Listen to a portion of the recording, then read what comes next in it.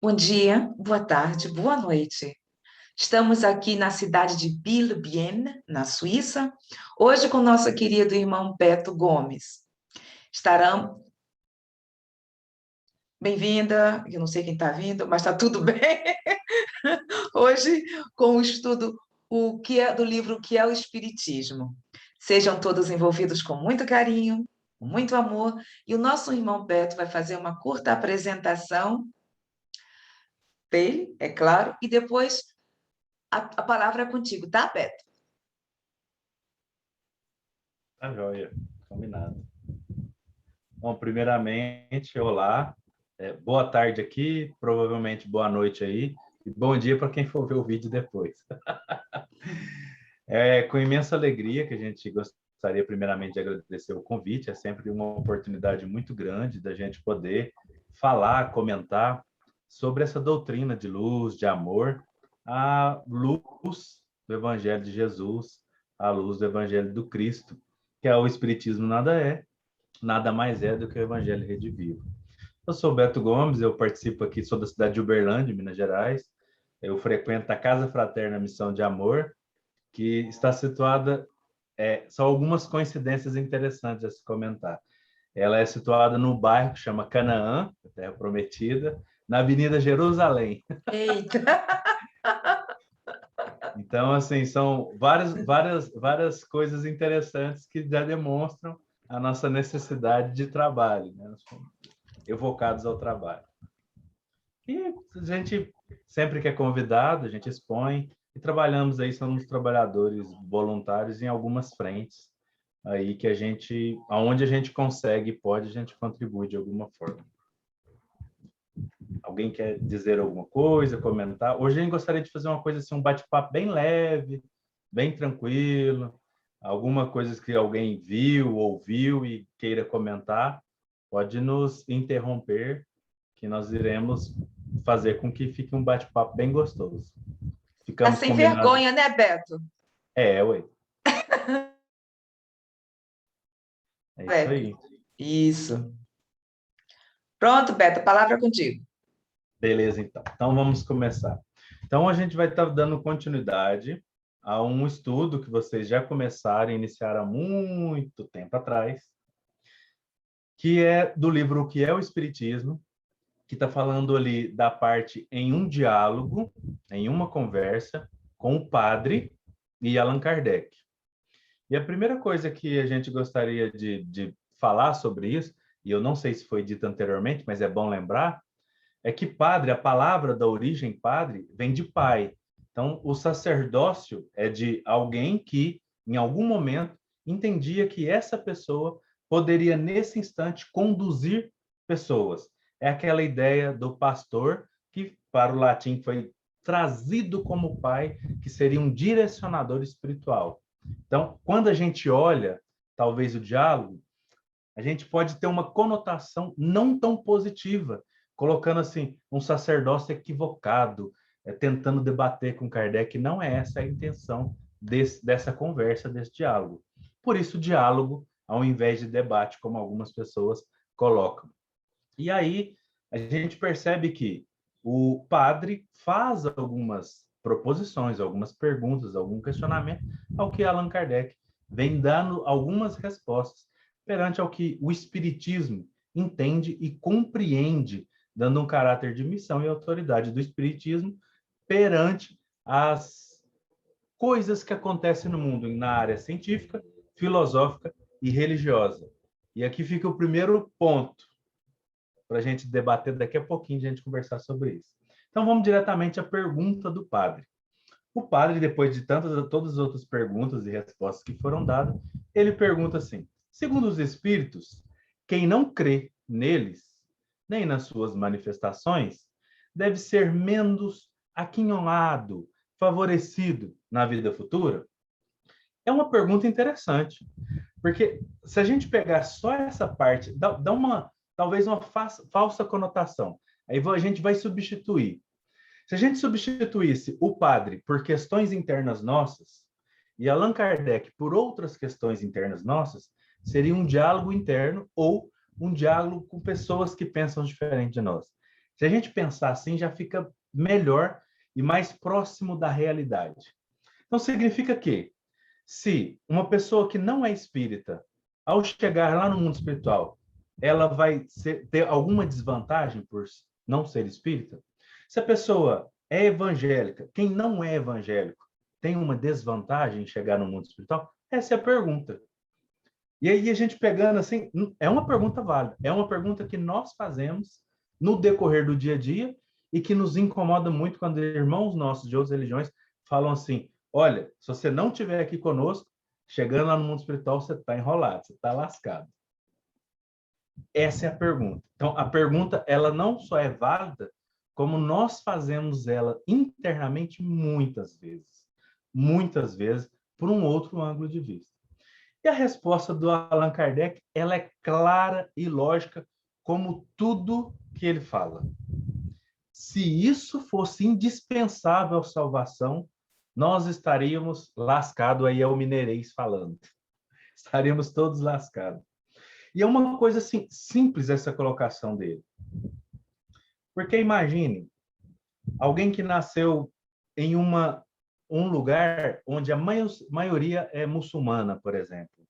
E aí ele fala assim, nossa, mas se só Jesus salva, a pessoa que nasceu numa cidade do interior do Afeganistão, por exemplo, e não tem sequer acesso à Bíblia. Essa pessoa, então, ao desencarnar, chegar lá no mundo espiritual, ela vai ter alguma desvantagem? É claro que não. Óbvio que não, porque ela não teve a oportunidade de conhecer isso.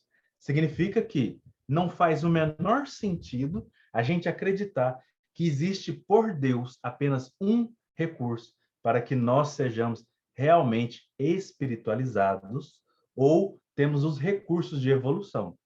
Todos temos os recursos de evolução e Deus chega a nós de uma maneira ou de outra. Essa é a resposta do Allan Kardec. Nenhuma resposta nossa, mas é algo que é importante a gente ter, porque senão, às vezes, lá nas redes sociais ou no dia a dia, alguém fala alguma coisa e a gente pensa assim, não, mas o espiritismo é superior. E não é.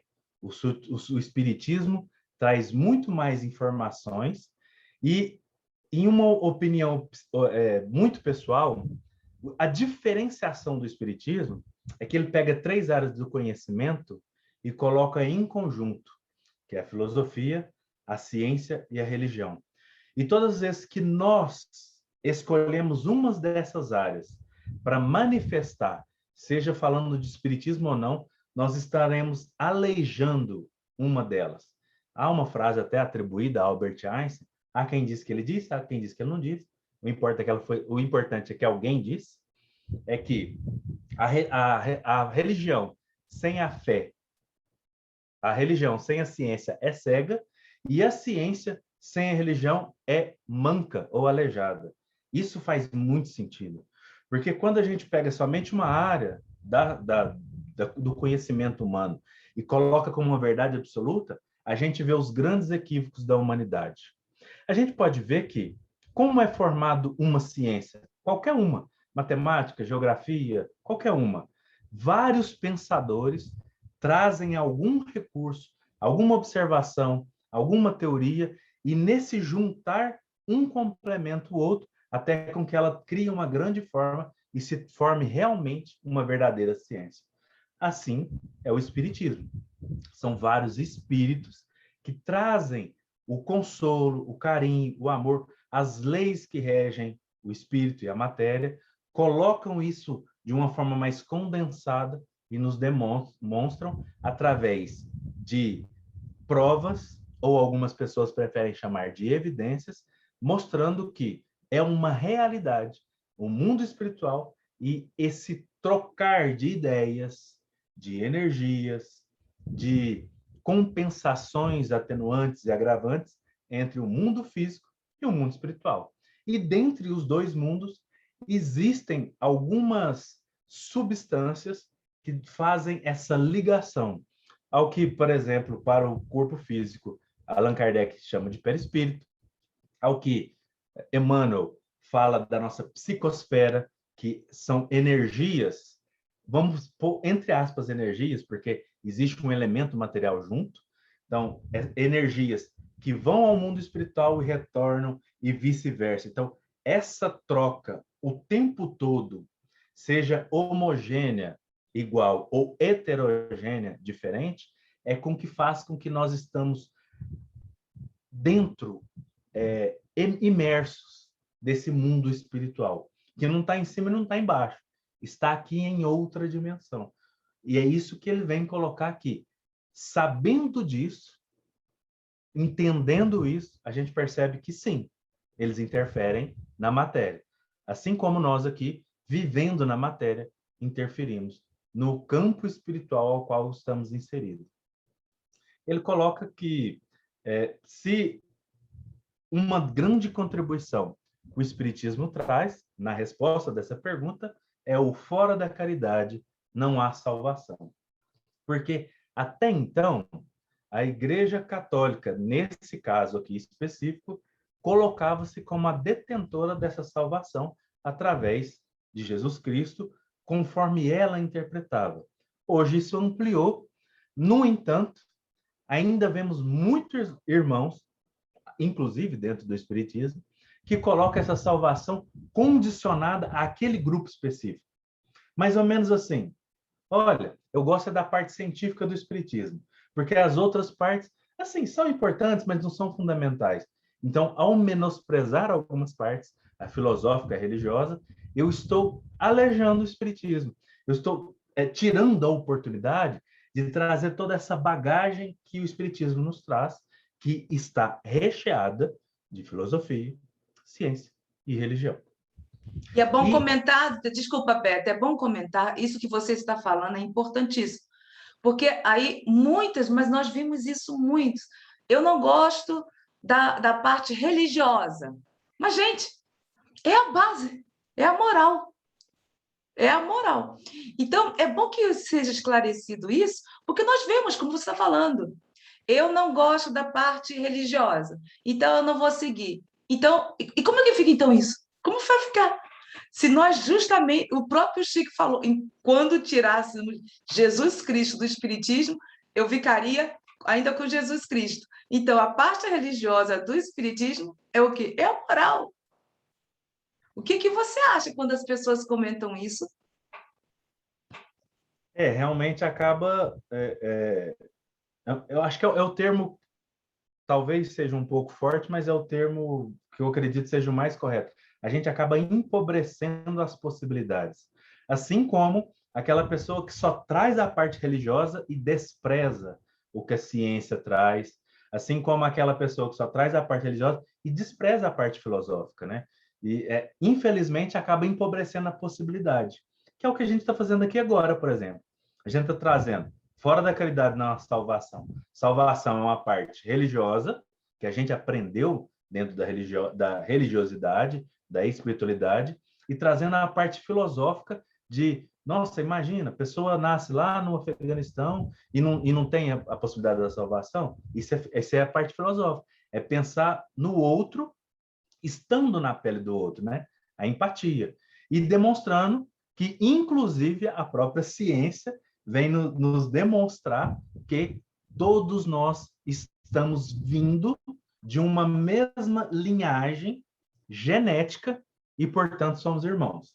Então, quando eu olho para o outro, entendendo que ele não é meu irmão, porque isso é o que justifica eu ser salvo e o outro não, eu estou menosprezando uma coisa que a ciência já provou, que é um absurdo, que somos frutos geneticamente dos mesmos seres. Então, a gente percebe que, em poucas palavras, a gente pega os três conhecimentos humanos e nos tornamos verdadeiramente irmãos.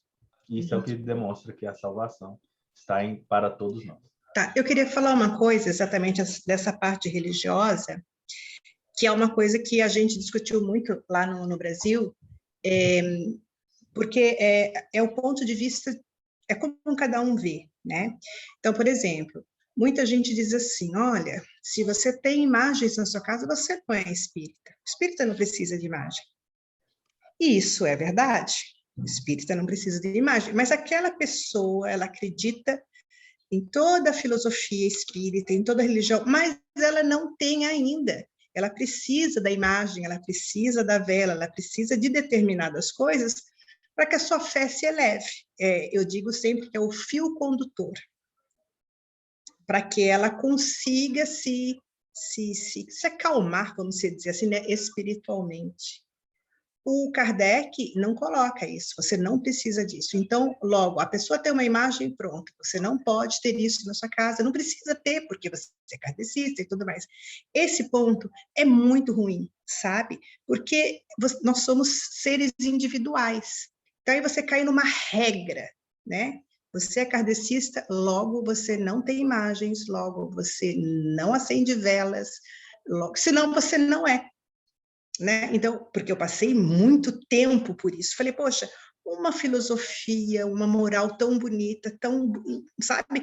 Todas as respostas para mim são procuradas dentro da doutrina, mas você não pode acender uma vela, porque senão você está fora. Isso acontece, né? Assim como o passe, né? Não, passe você tem que ser lá com as mãos paradas, não, você não pode mexer as mãos. Então, há toda uma coisa humana, na minha opinião, que só desfavorece, sabe, a doutrina. Para mim, tá? Eu não sou uma conhecedora como vocês são, mas eu acho isso que desfavorece. Sabe, você acaba que entra como as outras religiões, impõe-se uma regra e não desenvolve todo o potencial da pessoa, do espírito, por conta de uma regra. Mas sabe, Selma, nós, se você observarmos, o próprio Chico tinha Nossa Senhora do lado dele. Tem, exatamente. Então, assim, vai muito da pessoa, das necessidades de cada um, como você está falando. Exato. Se, por exemplo, gosto de incenso. Adoro incenso, gosto de incensar toda a minha casa, cheia de lavanda. Aí eu não vou colocar porque eu sou espírita. Você vê que você teve lá em casa, a gente colocou a velhinha. Por quê? Porque aqui é uma cultura. Quando chega uma pessoa, um convidado, sabe, Beto? Aqui é uma cultura da Suíça, não sei na Alemanha, não. Mas aqui, quando chega um convidado, é como se fosse acolher a pessoa, colocar uma velhinha. São velhinhas assim, pequenininhas, que você coloca em cima da mesa e vai espalhando. Então, uma vez aí eu coloquei vela em todo lugar. Velhinha, cheia de velhinha, ficou jantar à luz de vela. Então, são as necessidades de cada ser. O que importa é cada um estar bem consigo mesmo, ou consigo mesma. Se a pessoa necessita de uma imagem, que utilize no seu lugar, na sua casa. Agora, quando é no centro espírita, é complicado. Por quê? Desculpa aí, viu, Beto? Mas é bom esclarecer isso bem direitinho, porque vocês conhecem a Maria Helena, lembra que fazem aqui parte? Então, ela foi criada do lado religioso e espírita. Então, quando se chega assim na casa dela, você vê um bocado de imagem, chegava, eu vi um bocado de imagem. Então, teve uma confusão que quando chegou uma pessoa, mas por que você está com imagem? Aí ela tem que explicar, e ela tem os rituais da igreja católica, porque o pai era católico, extremamente católico, e a mãe espírita. Entendeu? Então, ela ficou naquele meio termo. E eu não acho nada demais, o que importa é a ação, como ela se procede no seu dia a dia. Isso que vai contar. Agora, essa coisa, é como você falou, somos nós que colocamos, lembra que nós conversamos com o Gustavinho na segunda-feira, né? Somos nós que somos, aos poucos, nos tornamos os fariseus. Vamos criando normas em nós mesmos. No centro espírita, é meio complicado, por quê? Já imaginar, o centro espírita cheio de imagens. E estamos estudando uma doutrina que está falando, olha, gente, se não tem necessidade, aí vem ficar para mim seria complicado. Seria, porque como aqui chegou uma pessoa de uma outra cultura e falou assim, olha, eu sou muito católica, mas eu gosto do espiritismo, eu frequentei no meu país centro espírita, mas lá nós podíamos acender vela. Eu disse, peraí, dentro do centro espírita acender vela? Isso é meio estranho para mim. Para mim é estranho, porque isso para mim é novo. Será que é realmente isso? Dentro do centro espírita você acendia a vela? Porque eu nunca escutei isso, nunca vi isso. Ah, não, é porque na minha casa eu acendia a vela e pegava o Santo Antônio e colocava o nomezinho e tudo isso. Então, ela tinha o seu ritual e já estava dizendo que já era espiritismo. Uhum. Então, não é bem assim. Aí conversamos, explicamos. Se você acha, se isso é necessário para você, faça. Mas, por exemplo, para mim, não. Então, cada um tem a sua forma de ser e entender. O que importa é seguir o caminho, é seguir adiante. Porque nós é que colocamos as nossas entraves em nós mesmos, né? Sim. Desculpa aí, viu, Beto? Que isso, é para participar mesmo. Mas, Selma, para ser bem sincero, o Espiritismo fala de sim. Tem gente que às vezes pode falar que não. No Livro dos Espíritos, na parte da lei de adoração, falar a pergunta exata, eu até pesquisei correndo, não deu prazo.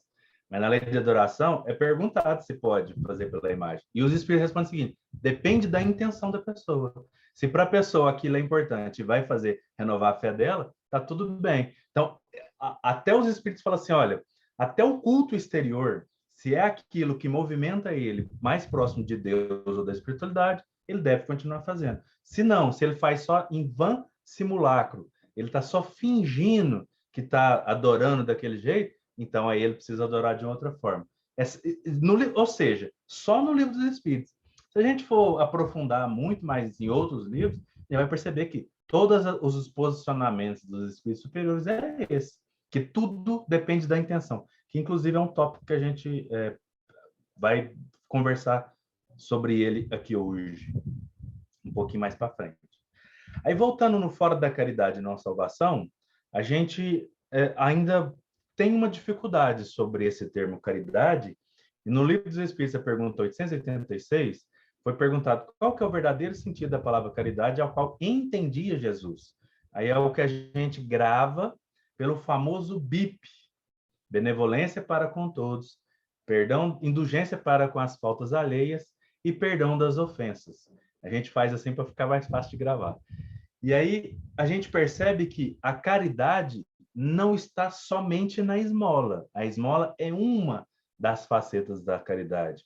Fazer cesta básicas e doar é uma das facetas. A mais profunda caridade é essa: benevolência para com todos, indulgência e perdão. Que é assim que Jesus compreendia. Isso faz um sentido muito grande. E aí aqui a gente vai de novo falar uma coisa sobre palavrinhas. A caridade é amor em latim. Então, na Vulgata, quando, por exemplo, aquela... se eu não tivesse o amor dos anjos, 1 Coríntios capítulo 13, e, né, se eu tivesse todo o amor dos anjos, pegasse tudo que eu tivesse, vendesse, desse aos pobres, e não tivesse amor, eu nada teria, que o apóstolo Paulo fala. Aquela palavra, que em grego está ágape, quando foi passado para o latim, é caridade. Então, caridade é amor em latim. Isso é muito interessante a gente refletir a respeito. Porque dá a impressão que caridade é diferente de amor. Mas lá no seu original não é. Então, caridade e amor é uma forma de manifestar a mesma coisa. A gente fala no Espiritismo que caridade é o amor em ação, a parte praticada do amor. Mas o amor do Evangelho é prática. Jesus não amava os apóstolos de forma teórica. Ele amava praticamente, na prática, no dia a dia. Ele aceitava os defeitos deles, aceitava as limitações de cada um e tentava impulsionar para que as potências de cada um fossem acrescentadas, aumentadas, manifestas. Isso é amor, isso é caridade, na prática. É uma coisa interessante da gente refletir a respeito e lembrar todas as vezes que a gente lê caridade, enquanto a gente lê dentro do Espiritismo. Porque talvez lá fora, no mundo, quando coloca uma casa de caridade, aí tem uma outra conotação muito válida e muito bela, mas o Espiritismo traz essa caridade sempre acoplada ao amor. Beto, eu encontrei na capítulo 2, na lei de adoração, que é o segundo ponto, adoração exterior, 653. A adoração necessita de manifestações exteriores? A verdadeira adoração é a do coração. Em todas as vossas ações, pensai sempre que o Senhor vos observa. Aí ele vem falando na continuação 653A. A adoração exterior é útil? Sim, se não for um simulacro.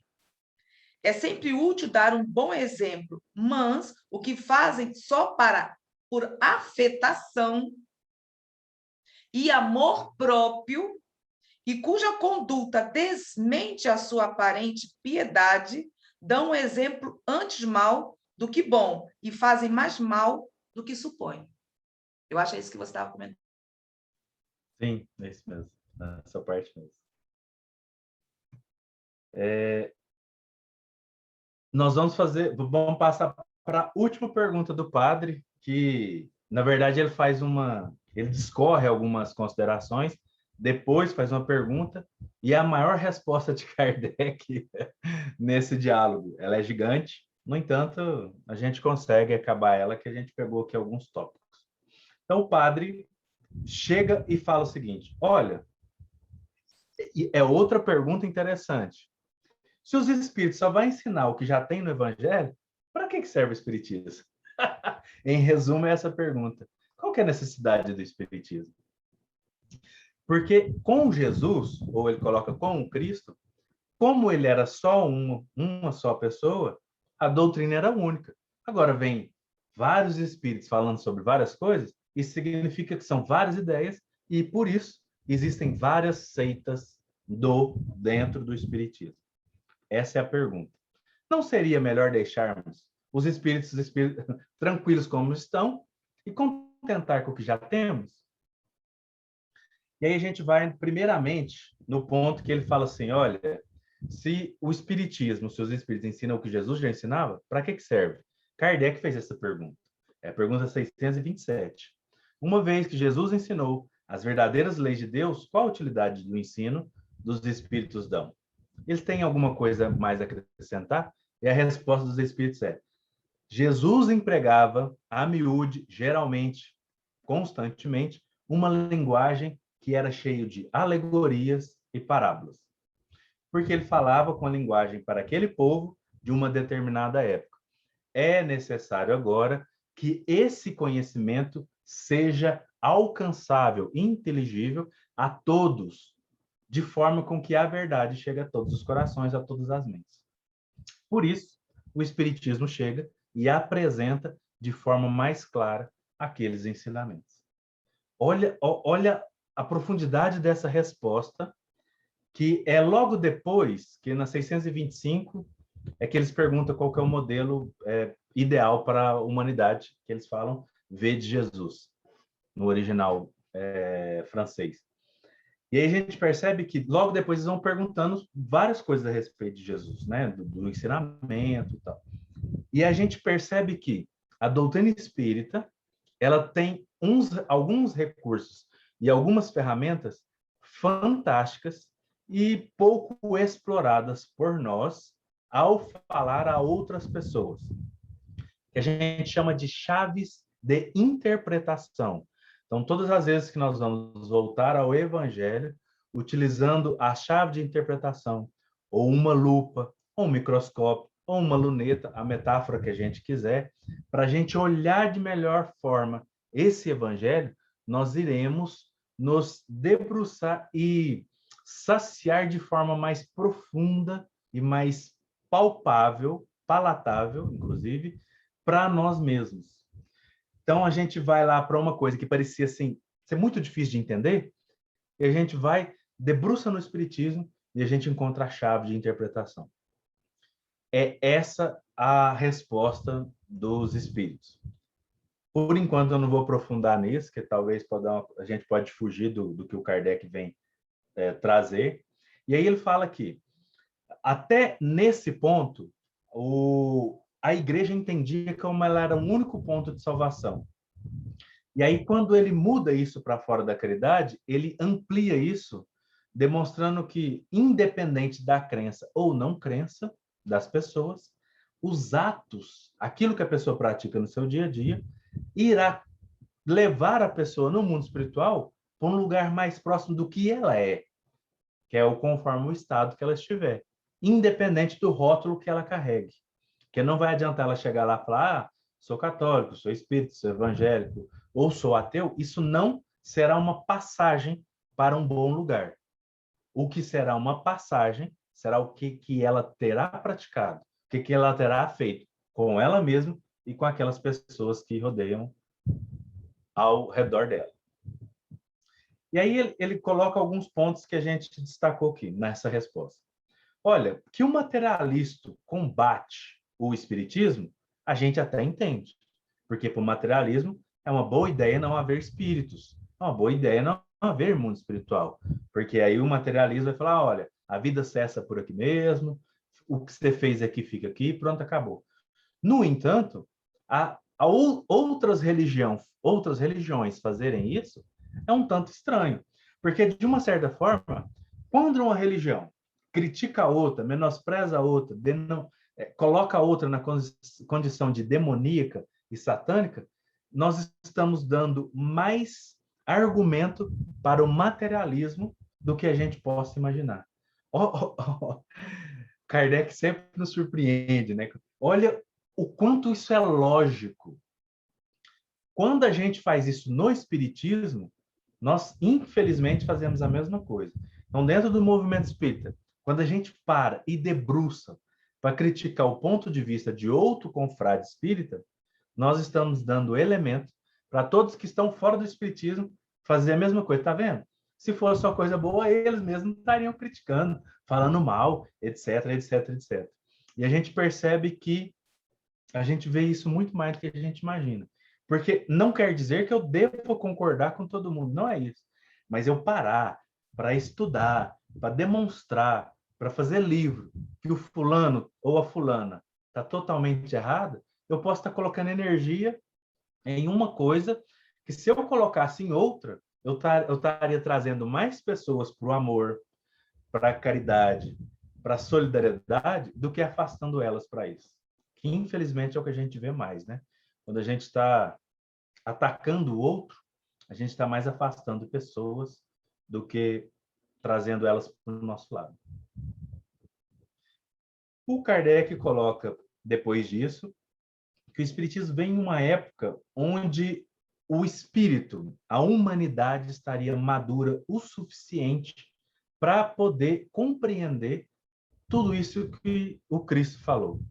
E aí, todas as vezes que eu leio isso, né, que eu penso na humanidade madura e coisa e tal, eu lembro do Estevão. Para quem leu o livro Paulo e Estevão, ele se chamava Gesiel e depois ele muda o nome para Estevão. E a gente percebe que Estevão, ele é diferenciado. Ele é extremamente fiel. Mesmo quando ele era apenas judeu, israelita, até quando ele se torna cristão, tudo aquilo que ele acreditava, ele praticava, ele fazia. E aí, nesses meios do caminho, ele fala e faz algumas coisas que nos desafiam até hoje. Por exemplo, o pai, em certo momento, o pai dele quer, por direito, pedir algumas coisas de volta, terras e casa de volta, que tinha sido tomado por um soldado romano. E aí, o Estevão fala para ele, falou, pai, mexe com isso não, você vai atrás disso, isso pode ser pior, isso pode, né? Eu não tenho uma boa impressão disso. Ele faz isso de 4 formas diferentes. E o pai dele não dá ouvidos. A 4ª forma é a mais interessante. Tá bom, já que você acredita nas Sagradas Escrituras, vamos ler a Torá, a lei judaica, e ver o que ela tem para nos dizer. E ele abre no profeta Isaías e fala, cuidado com os seus próximos atos, porque quando o Senhor quer te admoestar, ou algumas pessoas preferem castigar, trazer um conceito de uma forma mais dura, aceita o chicote e fica quieto, né? Não vá lá trazer responsabilidades, porque pode ser pior o efeito de tudo isso. Ele leu isso. Aí o pai dele raciocinou, pensou, não, a Torá sempre tem razão, mas eu vou atrás dos meus direitos. Isso é quando a gente faz. Uma coisa está muito difícil, aí você pega o Evangelho segundo o Espiritismo, deixa eu perguntar à espiritualidade o que tem para me dizer. Os bons espíritas. O espiritismo bem compreendido e bem sentido leva o homem naturalmente as qualidades mencionadas no item anterior, que é o homem de bem, que são várias qualidades. E aí eu olho e falo, bom, então eu não estou sendo um bom espírita quando eu começo a falar mal das pessoas, fazer isso, fazer aquilo outro. Então eu preciso tomar cuidado e diminuir isso em mim. Ah, quer saber? Vou deixar isso para lá e continuar fazendo fofoca. Foi exatamente isso que ele fez. Olha que coisa interessante. E aí, quando a gente lê o Paulo Estevão sobre essa ótica, a gente percebe que se o evangelista Lucas, quem escreveu o Atos dos Apóstolos, se ele tivesse anotado esse detalhe naquela época, o Atos dos Apóstolos não tinha chegado nos dias de hoje. Eles tinham dado um jeito de pôr fogo em tudo, porque a gente não estaria preparado para esse ensinamento mais profundo. Mas aí, com Chico Xavier, Emmanuel transcrevendo e o apóstolo Paulo influenciando o Emmanuel nessa transcrição, conforme nos é falado, né, pelo Chico, que foi Paulo falava para Emmanuel, que falava para Chico Xavier e ele anotava. Então, foi redigido pelo Chico, mas, na verdade, que pegou o pensamento de Emmanuel, que, na verdade, pegou do apóstolo Paulo e dos outros apóstolos. O que nos dá essa... Quando a gente lê, a gente percebe que tem vida, né? Paulo Estevão, se abre, tem vida. Você lê e na hora que as pessoas choram, a gente chora, as pessoas riem, a gente sente o que está escrito, porque foi escrito com vida, né? Com muita vivacidade. Sobre isso, alguém quer dizer alguma coisa?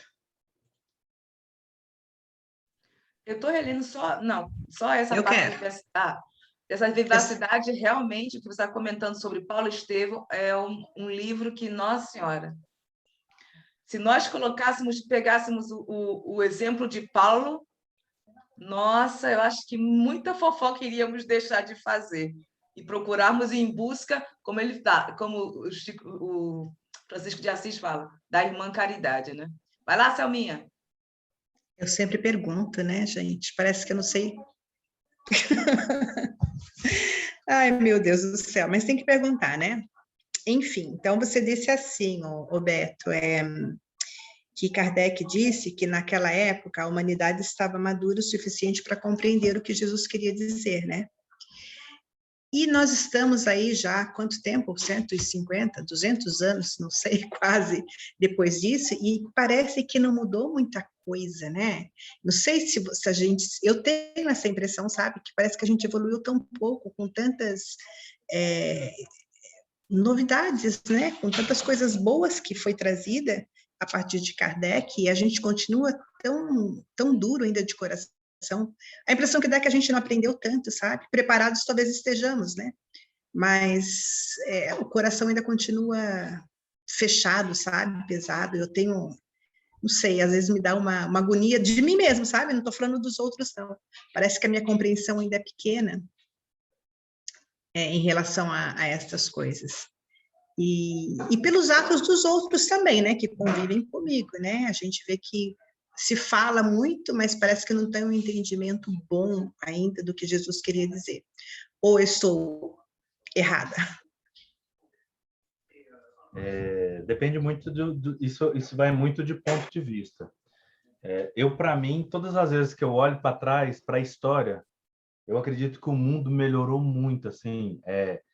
Inclusive, quando os dados que eu vou dar aqui agora apareceu, eu achei até que tinha melhorado mais. Então, eu acredito que eu sou muito otimista, sou exagerado. Então, acho que melhorou muito. Mas dando dados de 2016, segundo estatísticas da própria ciência, demonstra que nos últimos 90 a 120 anos, a população mundial nunca esteve tão bem enquanto todo o restante da humanidade. E quem diz isso, eu vou trazer o nome, é o Pedro Calabres, que é neurocientista da USP, da Unicamp. Então, ele trabalha em parte de pesquisa, é um pesquisador de ponta. Já que eu comecei a trazer nome, vamos trazer.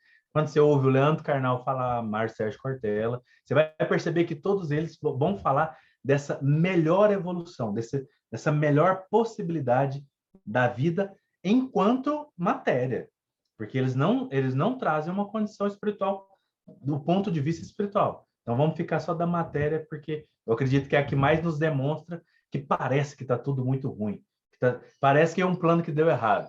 e que não passa da hora de Deus mandar de novo um dilúvio, alguma coisa parecida, e resetar novamente. A gente tem essa impressão, às vezes, interna. No entanto, esses dados de 2016 que ele traz, coloca que há 40 mil anos atrás, aproximadamente, as pessoas que viviam lá como primatas, né, nós que estávamos lá como primata, a gente tinha um tipo de vida em que tudo era hostil ao nosso redor.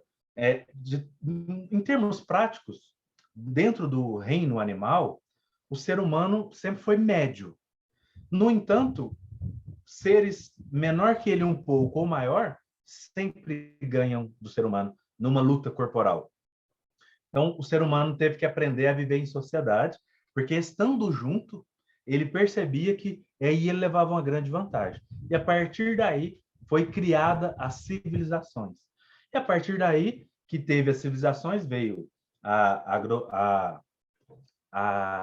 agricultura, depois a pecuária, e assim por diante. Então, a gente começou a, em vez de caçar, ter o próprio alimento. Se perceber, só dos 40 mil a 20, 12 mil anos atrás, já teve uma evolução física imensa, muito boa. E, obviamente, para mim ser amigo de uma pessoa 40 mil anos atrás, eu precisava ser muito bem aceito. Porque se a pessoa não gostasse de mim, ela quer saber, vou deixar você para os leões, vai na frente. Então, isso era a condição de vida 40 mil anos atrás. E aí, depois disso, nós passamos em grandes civilizações que haviam escravos. Isso era extremamente comum. Escravo era uma pessoa considerada extremamente comum. Hoje nós olhamos escravo achando um absurdo. Ainda existe, mas a gente acha um absurdo. Naquela época, uma tribo chegava próximo da outra, matava todo mundo, criança, destruía a cultura para que aquele Deus que era adorado sumir do mapa. Hoje a gente vê isso, a gente acha um absurdo. E eu poderia citar aqui mais várias coisas. O que esse estudo mostra? Que o nosso grau de empatia não só aumentou, como ele mudou. Já não é mais só para os meus. Não é só mais o negro que precisa de alguma coisa. Toda a população precisa de ter direito à saúde, casa, lazer, etc. Tudo isso que a gente quer para a gente quer para o outro. Quando a gente vê o outro, nos incomoda. A gente pode até continuar no sofá e não fazer nada, mas nos incomoda. Às vezes chega a dar enjoo. Algumas falas, ou seja, não são nem atos. Uma pessoa agride outra na internet, a gente fica mal o dia todo. Isso é um sinal da evolução humana muito grande. Porque há 50 anos atrás, eu não estava nem aí. Se não é parente meu, se não é amigo meu, se não é nada meu, tô nem aí. O pessoal está passando fome lá na África, ela na África mesmo, tô nem aí. Então, a gente já percebe que só nesse quesito nós já melhoramos demais. E eu vou no mais recente, há 30 anos atrás, eu tenho 42. Eu vou mais longe, 35, 30 anos atrás, no bairro que eu cresci, a gente comprava feijão e arroz a granel. Né? Me dá tantas latas de arroz, tantas latas de feijão. Hoje, você pega o celular e o cara deixa aqui na porta. Então, tudo isso é uma evolução muito grande. E a gente chega e fala bom dia para o motoboy. Porque eu percebia, há 2 anos atrás, que esse motoboy ele era quase invisível. Ele é só o cara que traz alimento para mim. Hoje eu falo, bom dia, como que está seu dia? Obrigado, tenha um ótimo dia de trabalho, para o Uber, etc. Então, a gente percebe que esses elementos são os elementos práticos que vão modificando no dia a dia. No entanto, por que a gente tem essa sensação de que não melhorou? Porque quando chega no Natal, Ano Novo, dependendo do país, uma data especial, aqueles probleminhas que eu tenho com meu irmão, com a minha irmã, com meu marido, com a minha esposa, com meu pai, com a minha mãe, ainda são difíceis. Talvez os mais intragáveis e mais difíceis. Até por isso que Madre Teresa de Calcutá falou assim, fácil é amar os que estão longe, difícil é amar os que estão perto. E essa é a impressão que a gente tem do mundo ruim. No entanto, quando a gente vai ver de forma prática, só é possível a gente estar aqui agora falando sobre isso, porque várias pessoas debruçaram perante a tecnologia para fazer essa sala aqui, para que eu pudesse falar e aparecer e estar aqui hoje falando sobre isso. Agora, quantas pessoas desencarnaram lá no mundo primitivo, no cristianismo primitivo, para que agora a gente pudesse falar em qualquer lugar sobre Jesus? Então já melhorou muito. Antes eu tinha que estar numa catapumba falando sobre Jesus. Hoje eu posso em qualquer lugar, na minha rede social. Agora eu colocar assim: nossa, Jesus, você é bom demais. Com o meu linguajar, e ser aceito. Então, é tudo uma questão de ponto de vista. Se eu olhar para o mal, que ainda é extremamente presente, e no Evangelho segundo o Espiritismo fala que no capítulo 4, Pluralidade dos Mundos, há muitas moradas na casa do meu pai, a gente vai perceber que quando ele divide em mundos de provas e expiações e o mundo de regeneração, ele fala que ainda existe o mal. A diferença é que a maioria da população quer, aspira, tem vontade do bem. Ou nem a pratica, tem vontade, quer se melhorar. Então, no mundo de regeneração, haverá mal, sim. Não será um mundo de flores, né? Será um mundo onde as pessoas que mais querem fazer o bem serão as que mais serão copiadas. A gente vê hoje, graças a Deus, quantas religiões fazem cestas básicas, coisa que o Espiritismo, há 30 anos atrás, praticamente só eles, os franciscanos, é quem fazia. Hoje, quase todas as religiões, quase todas as igrejas fazem pelo menos 3, 4 eventos por ano para poder auxiliar o próximo. E aí a gente percebe que aí algumas pessoas, mas fica copiando. É isso que é o mundo de regeneração. A gente vai copiando os bons exemplos, copiando, até a gente falar, caramba, mas isso é muito bom. Quando a pessoa fala, cara, aquilo que você falou tal dia fez total diferença na minha vida. Eu estava pensando em fazer uma besteira e não fiz só por aquilo que você falou. Aí você se sente importante, coisa que dinheiro nenhum no mundo paga. Aí você fala, não, mas se isso é um mundo, se o mundo celeste é muito melhor que esse, não, eu quero contribuir um pouco mais para esse mundo ficar melhor ainda. E é assim. As calamidades em meio às coisas boas, e a gente vai tentando potencializar as coisas boas cada dia mais. No livro A Gênese, o último capítulo, o último item é a geração nova. E lá Kardec fala que a geração anterior sempre vai achar que é algo ruim, que é algo que está tudo péssimo, mas a geração nova vai estar falando de boas coisas, de boas ideias, etc. E olha que isso foi 1868 ou 69, a Gênesis, se não me falha a memória. E a gente percebe que de lá para cá, a psicologia pegou outro campo, que a psicologia nessa época era considerada pseudociência. Foi descoberto rádio, televisão, muito tempo depois, ondas eletromagnéticas, foi descoberto penicilina, vacina, e por aí vai, né? Teoria da relatividade, celular, internet, etc, etc, etc. Olha o quanto a gente evoluiu depois dessa fala do Kardec, né? Da geração nova. E a gente percebe que a cada geração a gente cristaliza, né? A gente fica um pouco mais conservador, digamos assim, e a gente cristaliza, não, e a geração nova não está nem aí para isso, e vai mudando e mudando e melhorando as coisas. E é assim que acontece a lei de progresso, conforme está no Livro dos Espíritos. Ou seja, vai do ponto de vista. Realmente tem muita coisa que precisa melhorar, mas dependendo do ponto de vista, tem muita coisa que melhorou.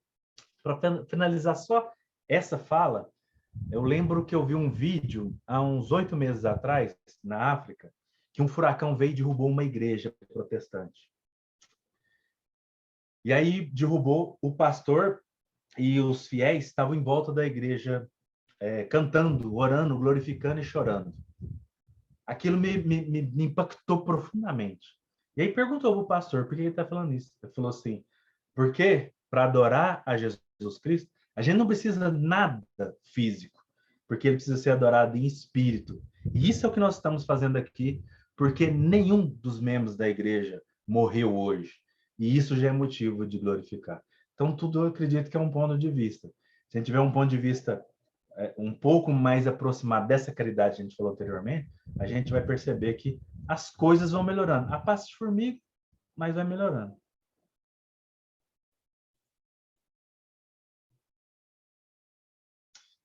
Continuando aqui na fala do Kardec, ele traz algumas coisas assim. Ele fala que se a verdade fosse a forma exclusiva de ter salvação, a gente não conseguiria ser salvo, porque cada um tem a sua verdade. Olha, que coisa mais linda de falar nesse momento. Tudo que eu disse aqui não é uma verdade absoluta, é um ponto de vista, que amanhã todo mundo pode provar que está equivocado. Outra coisa que ele coloca é que, como o maior inimigo da religião é o materialismo, seria muito importante que nós, enquanto religiosos, nos uníssemos para demonstrar que a espiritualidade é uma excelente ferramenta para viver bem, para qualidade de vida no nosso dia a dia. E não fazer o contrário. Olha, essa religião está errada, aquela está errada, dando mais argumentos para os materialistas de dizer: ah, não, se é isso aí que a religião ensina, eu não quero. Que pode ser uma conclusão que muitas pessoas cheguem ao menosprezar a uma outra religião. Ele pega um conceito de seita, que o que é uma seita? É um determinado grupo de pessoas que saem de uma religião e fundam uma nova religião, uma nova ideologia, uma nova forma de olhar. E aí ele fala assim, olha, se o espiritismo é uma seita, todo o cristianismo também o é, porque o cristianismo saiu do judaísmo. Jesus sempre foi judeu. Aliás, Jesus não largou de ser judeu. Os apóstolos, os 12 apóstolos, nenhum largou de ser judeu enquanto estavam conosco. Somente com o apóstolo Paulo, mais de aproximadamente 20 a 30 anos depois, é que veio com o conceito de cristãos. Está em Atos dos Apóstolos, quando o evangelista Lucas fala, olha, todo mundo tem um nome e tal, já não pode ter uma conotação diferente? Que tal cristãos? Que seriam aqueles que seguem o Cristo, que significa o ungido em grego, que por sua vez no hebraico é Messiá. E aí todos saberão quem nós seguimos e por que nós seguimos. Nossa, a ideia é muito boa, vamos fazer assim. Então foi muito tempo depois. Então o cristianismo seria uma seita judaica se esse conceito de seita funcionasse, por exemplo, para o espiritismo.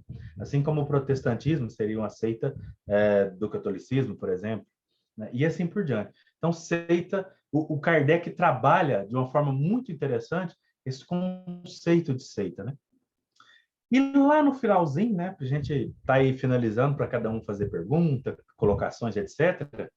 O Kardec fala, se uma pessoa quiser aprofundar sobre o espiritismo, ele coloca um tutorial. E aí aqui agora eu vou fazer uma pergunta antes de falar qual que é o tutorial. O livro O que é o Espiritismo foi publicado em 1859, mas o que a gente tem acesso no francês é de 1860. No entanto, as traduções que a gente tem acesso em português é de 1884, que foi publicado pela revista O Reformador da FEB. E por que eu estou falando isso? Porque ele é publicado antes de algumas coisas que estão no tutorial. Significa que Kardec voltou no que é o Espiritismo e acrescentou algumas notas, demonstrando a importância de fazer isso. É importante a gente saber que existe um espírito de sequência e que ele é importante para nós. Então, ele diz nesse tutorial, se você quer aprofundar, leia o Livro dos Espíritos, para que tenha os conceitos fundamentais. Se você quer saber mais sobre a parte experimental, leia o Livro dos Médiuns. E se você quer saber um pouco mais das aplicações, daquilo que a doutrina espírita traz como o corpo mais religioso dela, o Evangelho segundo o Espiritismo, o céu e o inferno, etc. E ele fala também da Revista Espírita, que é a parte de prática de cada dia com que ia perguntando, respondendo, aplicando aquilo que ia aprendendo, conforme os Espíritos iam dizendo. Então, como eu disse anteriormente, o Livro dos Médiuns, Evangelho segundo o Espiritismo, o Céu e o Inferno foram publicados depois desse livro, da publicação original. Então, a gente percebe que Kardec volta e coloca esse tutorial. Por que eu estou querendo dizer isso? É porque ele não falou isso para o padre no primeiro diálogo com o padre, porque provavelmente não foi um diálogo apenas, não foi um padre apenas.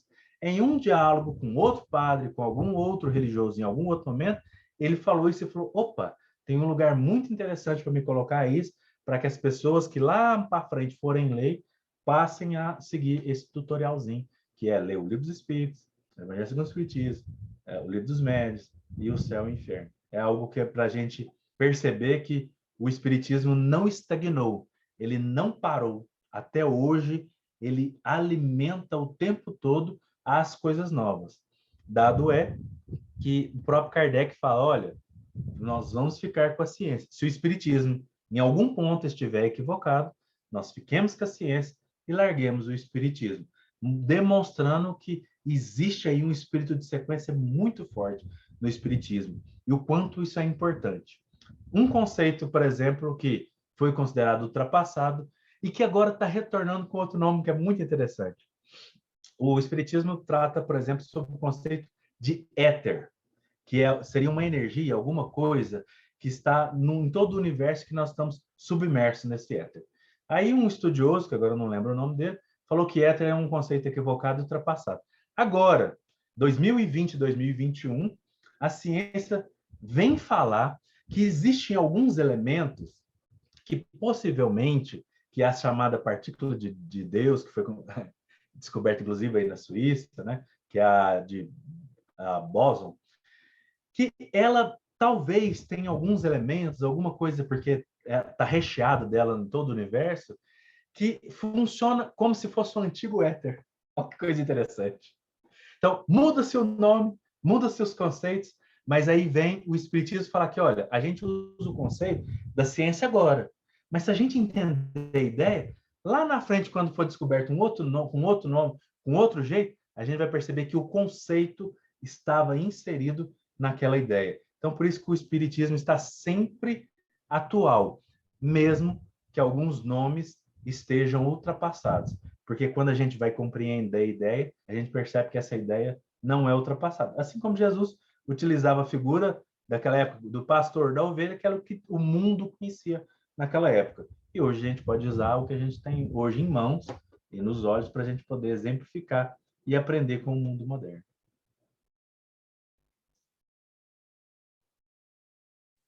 Muito bom, tá vendo? Rapidinho, passou rápido. Falta só 1 minuto. Alguém quer acrescentar alguma coisa?